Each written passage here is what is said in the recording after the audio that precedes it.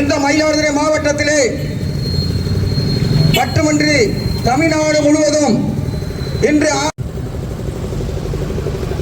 நமது மாவட்டத்திலிருந்து வருகை தந்துள்ள மாவட்டத்துடைய அவைத்தலைவர் KS கிருஷ்ணன் அவர்களே, இந்த நிகழ்ச்சிக்கு வருகை தந்து இந்த மாவட்டத்திலிருந்து வருகை தந்துள்ள அனைத்து நகர செயலாளர், ஒன்றிய செயலாளர், மாவட்ட அவைத்தலைவர் அவர்களை அன்போடு கேட்டுக்கொண்டு அனைவரையும் வருக வருக வருக என வரவேற்று விடைபெறுகிறேன். நன்றி, வணக்கம்.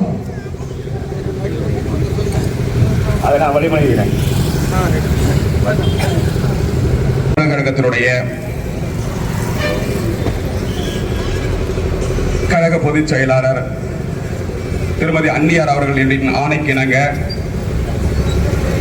இன்று தமிழகம் முழுவதும் மாபெரும் கண்டன ஆர்ப்பாட்டமானது நடைபெற்று கொண்டு இருக்கின்றன. எங்களுடைய இதய தெய்வம் புரட்சி கலைஞர் மாவட்ட நிர்வாகிகள், ஒன்றிய செயலாளர்கள், நகர செயலாளர்கள் தமிழகத்தில் முழுவதும் பெண்களுக்கு பாதுகாப்பு இல்லை. தமிழகத்திலே எங்க பார்த்தாலும் தமிழக பெண்களுக்கு இடையூறாக பாலியல் தொந்தரவு போன்ற பல பிரச்சனைகள் பெண்களுக்கு. ஆட்சியர் அலுவலகத்துக்கு அருகில்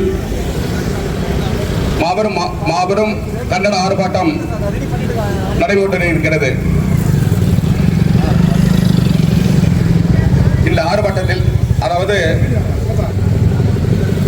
இந்த தமிழகத்தில் நடக்கக்கூடிய கொலைகள், இது போன்ற பல தரப்பட்ட பிரச்சனைகளை முன்னிறுத்தி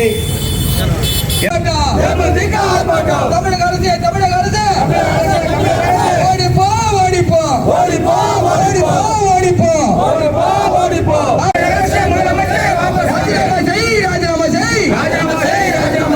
தமிழ்நாடு ஆள வக்கில்லாத தமிழக